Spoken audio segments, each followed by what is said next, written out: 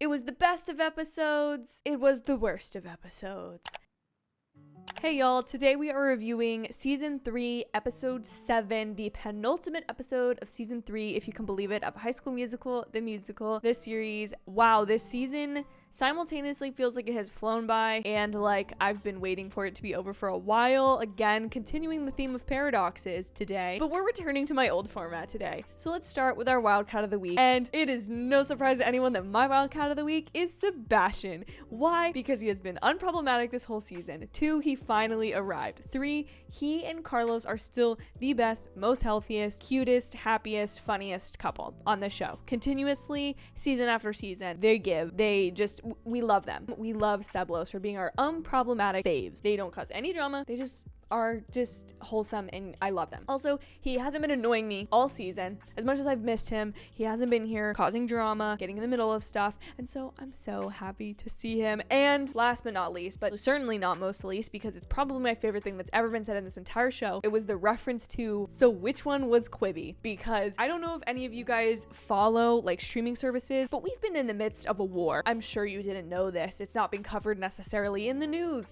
but we're in the streaming war since 2019 when Disney Plus and Apple TV Plus launched, and all of the different movie companies, you don't care about all the details. So basically there was this little thing called Quibi, and it was supposed to be, everything was going to be shorter than 10 minutes and you're supposed to watch it on your phone, and long story short, it's dead in the water like 90 days after it launched. Like, it was gone. Okay, it did launch at the very unfortunate time of March 2020, which if you remember what happened in March 2020, that's probably not a great time to start a business, especially one that's pitched on people on the go. But was it potentially a really bad idea to begin with prior to that? That's for you and the history books to decide. I would argue, yes, it was just a bad idea from the beginning. But the fact that it's referenced here, bravo to the show for having references like that. Now for my scream moments, because I would like to end this video on a positive note, and so we'll save our bop to the tops for the end, because I certainly do have them for this episode, and I genuinely mean it when I say I had some of my best times in this episode this season. However, there were a lot of my worst times, and a lot of them aren't really actually that bad. They're just kind of cringe moments, like Maddox singing to Jet, although I did love the fact that they sang the song, and I really love this season's commitment overall to Camp Rock and Camp Rock 2 songs. If I did that to my little brother, literally never would he speak to me again. Never. I get it. It's a musical camp. Everyone's just sort of like in and down for that kind of thing. They just have a relationship that I feel like, once again, if they just talked it out, it would be fine.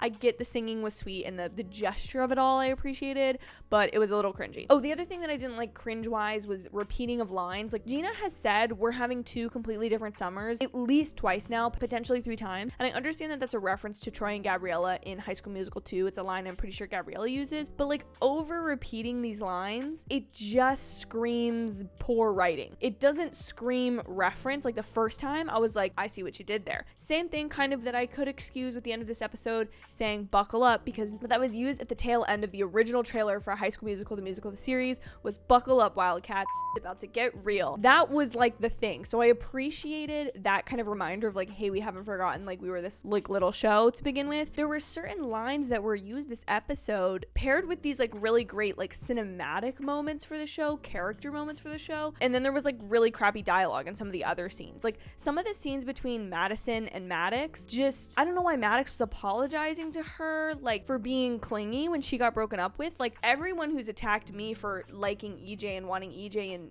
Gina to work out cannot look at Maddox and Madison's conversation and say, yep, that was like, yeah, Maddox was right for apologizing. Like, I don't know why Madison wasn't apologizing. She just waltzed in there, and I get it, she's JoJo Siwa, but like this, I don't know, the story was just not fleshed out there. So they're cute, they're whatever, and now I'm confused if she likes Ashlyn, and then I'm confused because Ashlyn came out and said that she likes Val, but then there was no reference of Big Red or like, oh, I used my phone call to break up with him. I fully thought they were gonna do that. Like, there was no Val in the episode. Like, there's just nothing. But now Maddox maybe likes Ashlyn and doesn't know she wants to get back together with Madison, JoJo Siwa, who she was like talking about this entire. I get that teenagers have a lot of feelings and emotions. They're trying to learn about themselves, figure themselves out, and in the process, when they have crushes on other people, they're gonna pursue those. I don't understand how the writers just choose to give us breadcrumbs and then say say, bam, all of a sudden they're in love. So you can miss me with that. I don't really like that. My major grievances of the episode, which are things that I will be honest, I am relieved that Poor Will's over. I won't say I'm happy about it because the destruction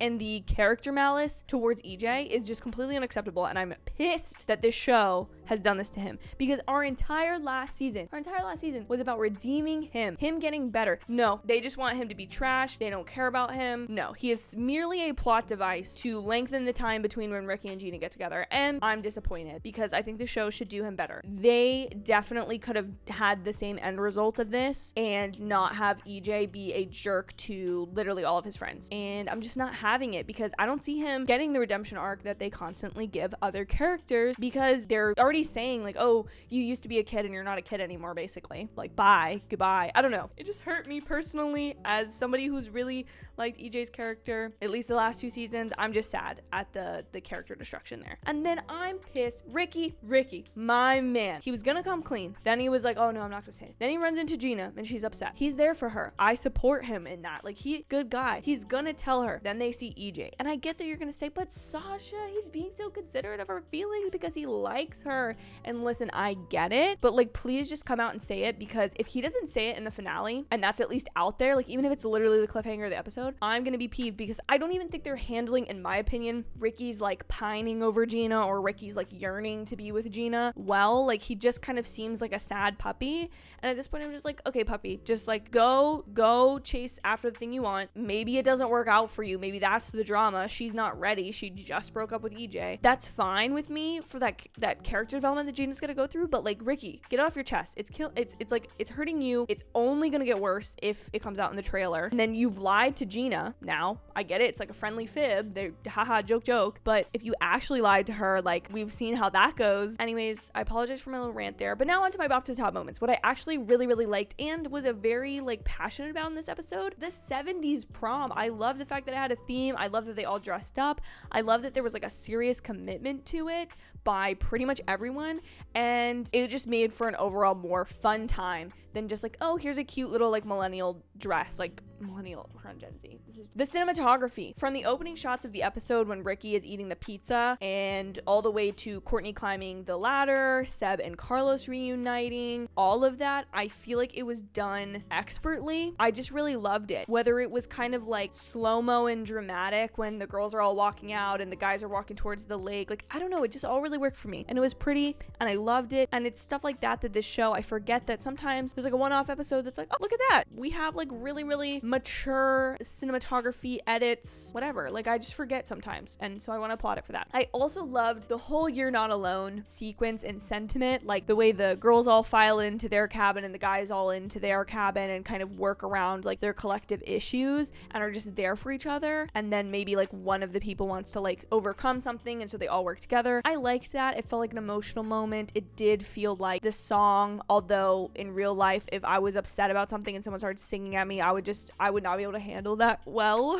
I obviously wouldn't fit in this world very well, but I love like them coming together and accepting Maddox, and like Carlos doing the ice bucket thing, which was obviously like a big thing for him. It just really worked for me. I loved that sequence, and that's what the show to me is supposed to feel like and be about. Obviously, you can't have that feeling if there's no conflict ever, but I already have expressed why my issues with the conflict are there. Bravo to you guys, because you guys called that JoJo was gonna play Madison. Somehow I was like, oh, they're not gonna break them up, blah blah blah, and several people were like, Jet is obviously gonna call Madison and get them together, like they're gonna get back together, whatever. You guys called it, and I just want to say bravo, great on you guys for figuring out where JoJo Siwa fit into this, because I certainly never was going to. That was not gonna be me. That's not my specialty. So major props to you guys. That was just funny to me when I was like, oh, my subscribers, they were correct. What did you think of the penultimate episode of season 3? Please let me know in the comments down below. Please also leave your series finale theories, because I want to see who is right and not. I don't know that I really have any theories for the finale other than I need Ricky to confess his feelings for Gina, or I can't do this anymore. I just can't wait around. Chop chop, let's get to it. Sorry. Please also leave a like for this video if you enjoyed this review, and consider subscribing and hitting the notifications bell